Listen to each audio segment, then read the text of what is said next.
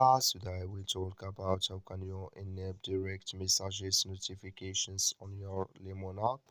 We'll go to figure out the solution on how you can do that on your app. So you just follow these ways, then it's going to work with you. All you have to do, you just go down, you click here in this sign down here. When you just click on it, it's going to take you to your profile. It's going to show for you like this. Then all you have to do now, just go here above this sign, click on it. So then it's going to take you to this list. It's going to show for you like this. Then you click here on push notifications. Then you come to next step here, come here to direct messages. Just click in this sign. Then like you see this color show for us. That's mean here direct messages notifications enabled with us now.